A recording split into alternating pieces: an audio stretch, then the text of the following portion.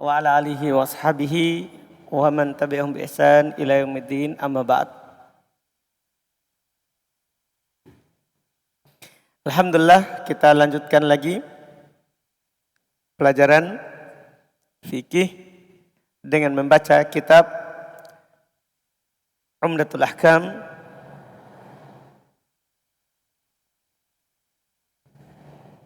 karya Imam Abdul Ghani Al-Maqdisi rahimahullahu ta'ala. Di pertemuan ini kita masih melanjutkan pembahasan wudu, yaitu setelah selesai dari wudu yang sempurna sebelumnya, kita sekarang baca hadits terakhir. Setelah itu kita masuk bab yang baru terkait dengan wudu. Beliau sebutkan hadits terakhir, ya hadits Abu Hurairah, yaitu yang menjelaskan keutamaan berwudu. Kata beliau rahimahullahu ta'ala, An-Nu'aim Al-Mujmir An Abi Hurairah radhiyallahu ta'ala anhu anin Nabi sallallahu alaihi wa alihi wasallam annahu qala Inna ummati yud'auna yaumal qiyamati gurran muhajjalin min atharil wudu faman istata'a minkum ayyutila gurratahu falyaf'al. Wa fi lafdhin akhar ra'aitu Aba Hurairah yatawadda faghassala wajhahu wa yadayhi hatta kada yablughul mankibain thumma ghassala rijlaihi hatta rafa'a ila saqain thumma qala sami'tu Rasulullah sallallahu alaihi wasallam yaqul inna ummati yud'auna yaumal qiyamati gurran muhajjalin min atharil wudu faman istata'a minkum ayyutila gurratahu fa wa tahjilahu falyaf'al.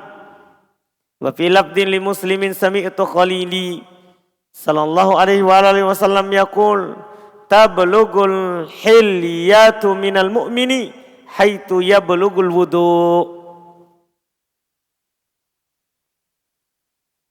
Ini semua dengan lafaz dan periwayatannya disampaikan semua oleh penulis. Kata beliau dari Nu'aim Al-Mujmir radhiyallahu rahimahullahu taala, tabi'in, murid dari Abu Hurairah. An Abi Hurairah radhiyallahu taala anhu anin Nabi sallallahu alaihi wasallam qala, dari Abu Hurairah radhiyallahu taala anhu dari Nabi sallallahu alaihi wasallam beliau bersabda, Inna ummati yud'auna yaumal qiyamah gurran muhajjalin min atharil wudu. Sungguh umatku, kata Nabi sallallahu alaihi wasallam, pada hari kiamat mereka akan dipanggil dalam keadaan mereka gurron muhajjalin, dalam keadaan wajah mereka, tangan dan kaki mereka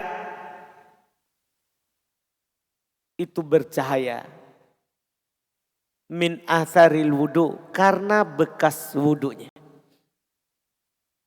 Karena bekas wudunya. Ucapan Nabi sampai situ ya. Ucapan Nabi sampai di situ. Adapun lanjutannya itu ucapan dari Abu Hurairah, sebagaimana nanti jelas di riwayat berikutnya. Jadi Nabi hanya sampaikan seperti itu. Inna ummati yud'auna yaumal qiyamati gurran muhajjalin. Sungguh umatku akan dipanggil di hari kiamat dalam keadaan bercahaya. Apanya? Biar anggota wudunya. Min atharil wudu, karena pengaruh dari wudu. Maka kata Abu Hurairah, faman istata'a minkum ayyutila gurratahu falyaf'al.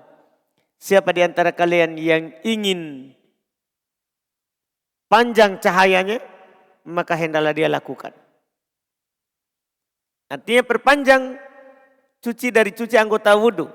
Ini ijtihad dari beliau. Ijtihad dari Abu Hurairah. Makanya dalam lafaz yang lain ini lebih jelas. Yang menjelaskan itu tadi, potongan itu adalah perkataan dari Abu Hurairah. Dalam lafaz yang lain dikatakan oleh Nu'aim al-Mujmir, ra'aitu Aba Hurairah yatawaddo. Saya melihat Abu Hurairah dia berwudu.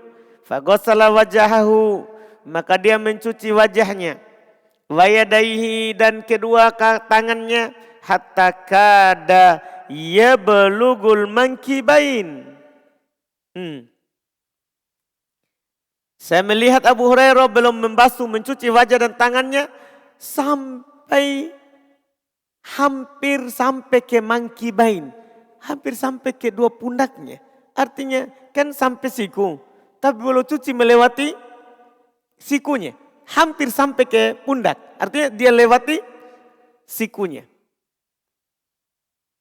Tsumma ghassala rijlai, kemudian dia mencuci kedua kakinya, hatta rafa'a ila saqain, sampai belum naikkan ke betisnya. Jadi kan mencuci kaki itu sampai ke mana? Sampai mata kaki. Tapi Abu Hurairah karena belum ingin cahayanya itu panjang. Paham kan? Belum ingin cahaya wudunya itu panjang. Belum cuci sampai ke betisnya. Sampai ke betisnya. Dan belum berkata, sami'tu Rasulullah sallallahu alaihi wasallam yaqul. Saya mendengar Rasulullah sallallahu alaihi wasallam bersabda, inna ummati yud'auna yaumal qiyamati ghurran muhajjalin min atharil wudu. Sampai situ. Nabi berkata, sungguh umatku akan dipanggil di hari kiamat dalam keadaan bercahaya karena bekas wudunya. Faman istata'a minkum ayyutila ghurratahu wa tahjilahu falyaf'al. Siapa di antara kalian ingin memperpanjang cahaya wajah, kaki dan tangannya, maka hendaklah dia lakukan. Ini ucapan Abu Hurairah. Hendaklah dia lakukan. Karena beliau ingin cahaya beliau lebih panjang. Wa fi lafdin li Muslim, dalam lafaz Imam Muslim, Abu Hurairah berkata, sami'tu khalili, saya mendengar kekasihku yaitu Rasulullah sallallahu alaihi wasallam, tabalugul hilyatu minal mu'min haitu yabalugul wudu. Perhiasan al-hilyah, perhiasan minal mu'min, dari seorang mukmin itu tablugu, akan sampai ya di mana air wudunya sampai. Artinya cahaya itulah perhiasan seorang mukmin. Di mana dia mencuci dengan air wudunya, disitulah kan cahayanya. Hadits ini tentunya tidak diragukan lagi menunjukkan keutamaan wudu. Karena suatu keutamaan nanti orang-orang yang beriman berbeda dengan yang lain. Berbeda dengan yang lain. Itu dalam keadaan yang lain yang tidak berwudu, tidak punya cahaya di wajah, tangan, kaki, mereka punya cahaya. Ini keutamaan. Ini adalah keutamaan bagi orang yang selalu berwudu. Dan ini keutamaan Nabi SAW memberikan kabar gembira kepada kita umatnya dengan alamat khusus dan tanda khusus di antara umat-umat yang banyak nanti di hari kiamat. Nanti di hari kiamat, tatkala mereka dipanggil dalam keadaan bercahaya, tangan dan kaki mereka serta wajah mereka, karena pengaruh bekas dari ibadah yang sangat mulia, ibadah wudu. Ibadah wudu. Ini kandungan di hadits ini tentunya sangat mudah saja fikihnya, sangat mudah saja fikihnya. Kemudian berikutnya kita langsung masuk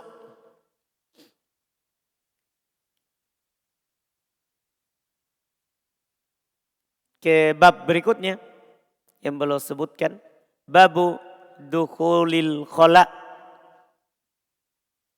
wal istitobah, bab masuk WC dan adab dalam berbersih dari air kecil atau air besar. Bal berkata Anas bin Malik radhiyallahu taala anhu anna Nabi sallallahu alaihi wasallam kana idza dakhala al-khala qala Allahumma inni a'udzubika minal khubuthi wal khaba'ith. Al-khubuth bi dhammil kha wal ba al-khubuth jam'u khabith wal khaba'ith jam'u khabithah. Isti'adha min dhukrani syayatin wa inathihim. Kata beliau dari Anas bin Malik radhiyallahu taala an, beliau berkata bahwasanya Nabi sallallahu alaihi wasallam apabila beliau masuk khala, masuk tempat menyendiri, maksudnya tempat buang air. Karena orang itu kalau buang air dia menyendiri, bukan berjamaah. Duduk semua berdampingan, berlomba. Iya, atau berdiri berdampingan, berlomba. Buang air orang menyendiri. Makanya dibilang itu tempat buang air dibilang al-khala, tempat yang kosong. Tempat yang kosong. Paham kan? Kalau dalam bangunan menyendiri. Kalau di luar bangunan menjauh. Kalau di luar bangunan menjauh. Nabi SAW apabila beliau masuk khala, maka beliau berdoa, Allahumma inni a'udzubika minal khubuthi wal khaba'ith. Ya Allah, saya berlindung kepadamu dari al-khubuth wal khaba'ith. Beliau sebutkan apa itu khubuth. Al-khubuth di dhamma kha-nya khu, wal ba di dhamma juga ba-nya khubuth. Itu jamak dari khabith. Sementara wal khaba'ith jamak dari khabithah. Jamak taksirnya. Beliau berkata ista'ada Nabi SAW meminta perlindungan min dzukran asyayatin dari syaitan laki-laki wa inathihim dan syaitan perempuan. Maksudnya al-khubuth syaitan laki-laki, al-khaba'ith syaitan perempuan. Ini doa masuk WC. Ini doa masuk WC. Dan sah juga dari Nabi kita Muhammad SAW doa yang kedua ketika masuk WC yaitu membaca bismillah. Ada riwayat dari Anas menggabungkan bismillah Allahumma inni a'udzubika minal khubuthi wal khaba'ith dhaif. Maksudnya riwayat langsung satu kaligus. Yang benarnya riwayatnya beda, yang sahihnya. Artinya boleh kita doa saja bismillah karena riwayatnya terpisah. Kalau riwayatnya gabung berarti kan harus pasangan disebutkan. Iya. Yang sahih adalah terpisah. Nabi ajarkan kadang baca bismillah saja, kadang baca apa? Allahumma inni a'udzubika minal khubuthi wal khaba'ith. Tapi siapa yang baca dua langsung, enggak apa-apa juga. Cuman riwayat yang gabung dhaif. Cuman kalau dia baca juga dua-duanya, enggak apa-apa. Karena dua riwayatnya sahih. Dua riwayatnya sahih.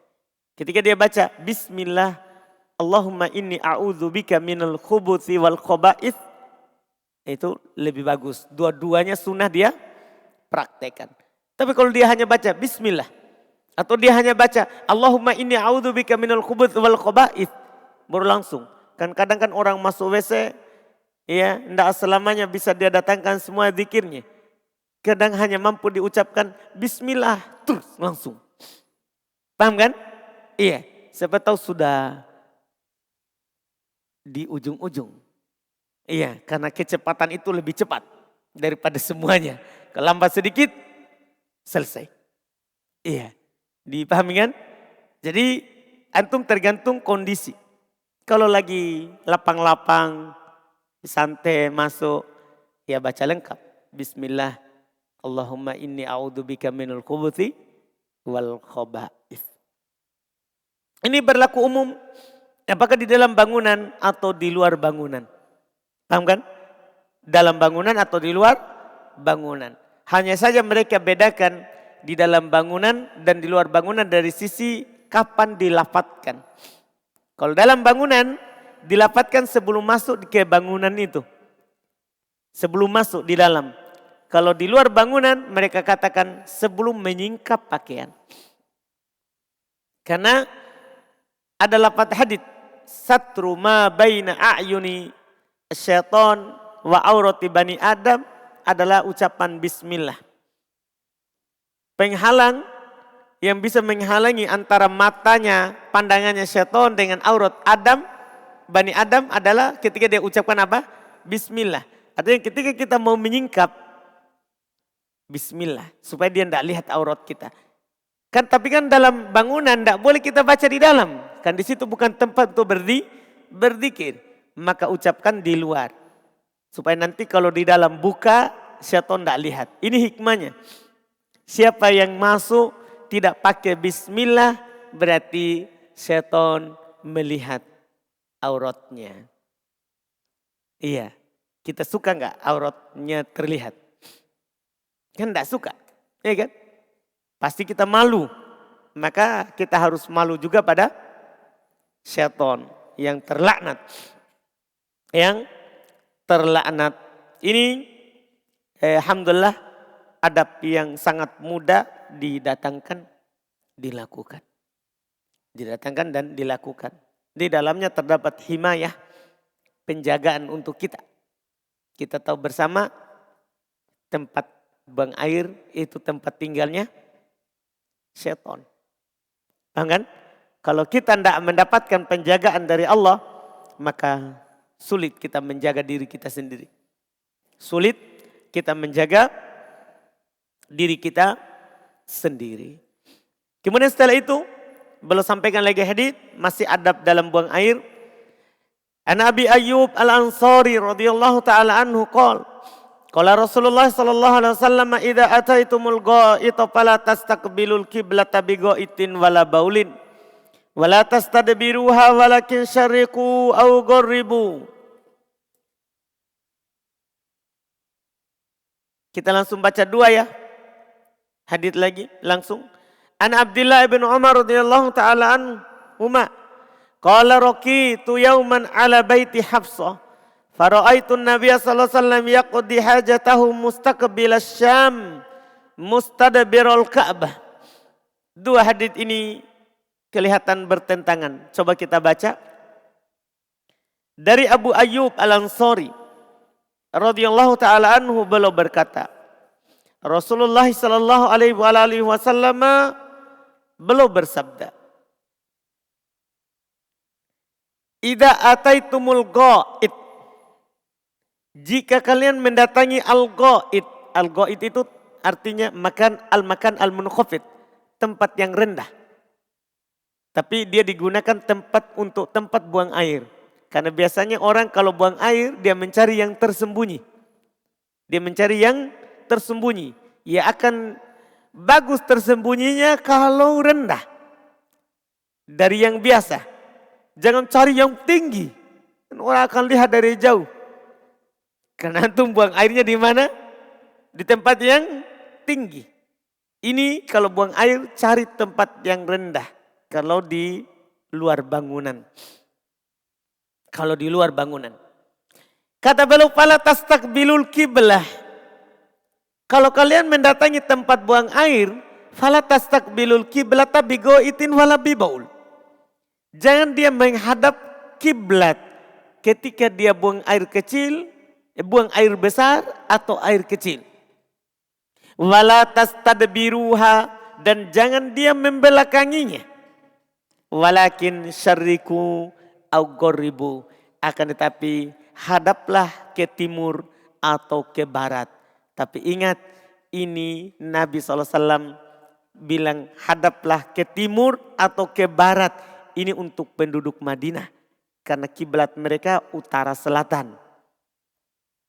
Paham gak ini? Kiblat mereka utara selatan. Sehingga boleh menghadap ke timur atau ke barat. Artinya dia tidak menghadap, tidak juga membelakangi. Kalau kita, kiblat kita kan timur barat. Paham ini? Jangan ikuti hadits ini. Ini khitab untuk penduduk Madinah. Paham kan? Iya, jelas ini. Artinya jangan sampai memahami hadits ini tiba-tiba, oh berarti boleh kita pahami ekornya. Boleh hadap timur dan ke barat. Sebentar bingung lagi. Kan barat kiblat kita. Kan kiblat kita ke barat. Iya kan? Kiblat kita. Iya. Tidak ada masalah. Ini adalah penduduk Madinah yang di hadits ini. Karena Nabi ucapkan ke mereka. Adapun kita ambil yang di awal hadis. Jangan membelakangi kiblat atau jangan menghadap kiblat. Ini yang pertama. Kita lihat lagi hadis yang kedua. Dari Abdullah bin Umar radhiyallahu taala anhu. Beliau berkata, "Rokitu yauman, saya pernah naik di suatu hari ala baiti Hafsah, di atas rumahnya Hafsah." Kita bilang apa itu yang di atas rumah? Loteng. Tahu loteng tuh? Bahasa apa itu? Bahasa Indonesia itu? Alhamdulillah. Maksudnya berarti semuanya bisa paham. Paham Ayub loteng? Bukan poteng Ayub? Bukan. Loteng. Iya. Jadi Ibnu Umar naik di atas rumahnya Hafsah. Siapa ini Hafsah? Istri Nabi, saudarinya Ibnu Umar. Kan Nabi menikahi Hafsah. Saudarinya Ibnu Umar, Abdullah. Saudarinya Abdullah. Anaknya Umar Ibn Khattab. Iya. Pernah suatu ketika belum naik di atas. Faro'aitun Nabiya. Pada ini kan dibilang aib. Tapi kan ilmu. Ilmu. Saya melihat Nabi yaqdi hajatah. Beliau buang air mustaqbil Syam. Dalam keadaan mengarah ke Syam, Baitul Maqdis. Wa mustadbirul Ka'bah, membelakangi Ka'bah. Nah, di hadis pertama Nabi larang membelakangi atau menghadap Ka'bah. Di sini Ibnu Umar melihat belum marah membelakangi Ka'bah. Karena dua hadis ini bertentangan, dalam hal ini ada 8 pendapat. Perselisihan dari ulama kita. Terkait dengan hukum menghadap atau membelakangi Ka'bah. Ketika buang air, 8 pendapat. Dipahami ini? Iya. Ada mengatakan haram berdalil dengan hadis Abu Ayyub Al-Ansari. Ada mengatakan boleh berdalil dengan hadis Abu Hurairah, berdalil dengan hadis Abdullah Ibnu Umar. Dan yang lain-lain dari pendapat yang ada. Tapi yang paling pertengahannya adalah mengkompromikan. Yang mengkompromikan. Gimana itu? Yaitu hadis Abu Ayyub Al-Ansari itu di luar ruangan, di luar bangunan. Sementara hadis Abdullah bin Umar di dalam bangunan. Kita bisa lihat kan lafadznya. Di hadis Abu Ayyub dibilang, kalau kalian mendatangi tempat yang rendah, tempat buang air, maka jangan menghadap atau membelakangi kiblat. Sementara hadis Ibnu Umar belum naik di atas rumah, berarti di mana ini? Di mana ini? Di bangunan. Di dalam bangunan. Maka Nabi membelakangi Ka'bah. Paham? Pendapat yang paling pertengahan ini karena mengamalkan 2 hadis. Mengamalkan 2 hadis. Di luar bangunan tidak boleh menghadap atau membelakangi. Di dalam bangunan boleh menghadap, boleh membelakangi. Dipahami ini? Ini yang paling pertengahannya karena hadisnya dua-dua sama sahih. Kalau antum amalkan hadis yang pertama, berarti antum buang hadis Ibnu Umar. Nah, Bukhari Muslim. Kalau antum amalkan hadis Ibnu Umar, berarti antum buang hadis siapa? Abu Ayyub Al-Ansari. Sementara dia apa? Bukhari Muslim juga. Maka yang pertengahan kita amalkan masing-masing hadis itu di tempatnya. Paham paling indahnya ini? Karena nanti antum akan pelajari suatu ketika ilmu usul fikih, cara mengkompromikan dalil yang kelihatannya bertentangan. Ada beberapa langkah yang kita harus tempuh. Disebutkan 4 langkah. Pertama dikompromikan. Kalau tidak bisa dirojihkan yang kuat. Kalau tidak bisa maka lihat apakah ada yang terhapus atau ada yang dihapus. Paham kan? Iya. Dan kalau tidak bisa maka tawakuf. Kita diam saja. Sampai data yang menjelaskan mana yang lebih kuat. Paham caranya? Nah, di sini bisa dikompromikan. Itu langkah awal. Ketika bisa dikompromikan maka itu yang diamalkan. Maka itu yang diamalkan. Ini kesimpulan pokok daripada pembicaraan terkait dengan masalah menghadap atau membelakangi kiblat. Iya, kita cukupkan dulu dengan itu karena setelahnya itu masalah lain lagi. Alhamdulillah kita ambil di pertemuan besok dan mudah-mudahan pertemuan besok kita sudah menyelesaikan adab buang air insyaallah taala.